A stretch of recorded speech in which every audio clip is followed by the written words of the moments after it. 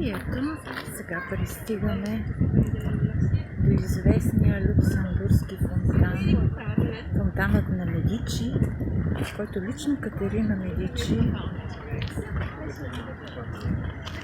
изгражда тук през 1630 година. В миналото това място се е наричало пещерата на Люксембург.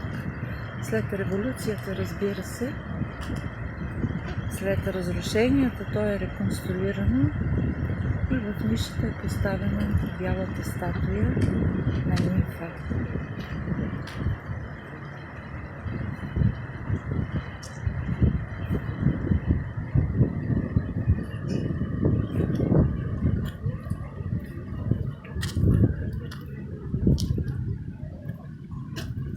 Любимо място за срещи, разговори, разходка, за почивка на парижани.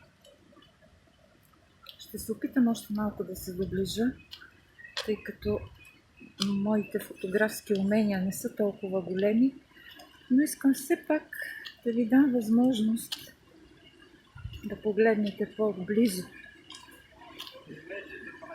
Да погледнете малко по-отблизо и да си помислите дали няма нещо общо с това, което хората в исторически парк се опитват да сътворят и да оставят за поколенията.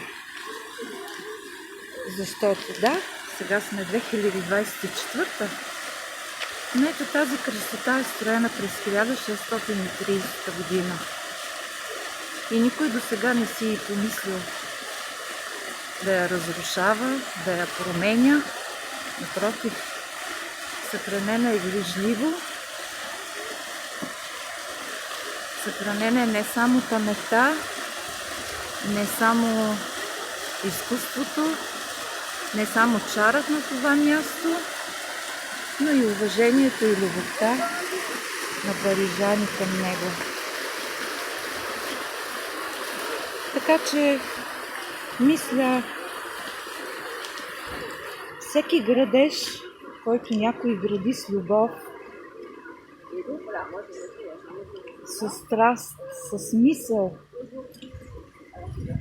граденото от него да остане, така както е правил и Колю Фичето, така както са правили много други талантливи български майстори, заслужава уважение.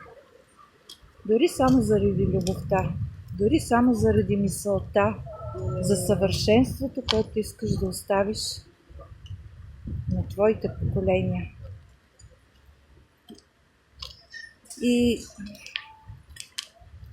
сега вървим към Френския сенат, но искам да използвам тези няколко оставащи метри да ви напомня за старата българска традиция, когато някога се съгражда храм, се съгражда дом.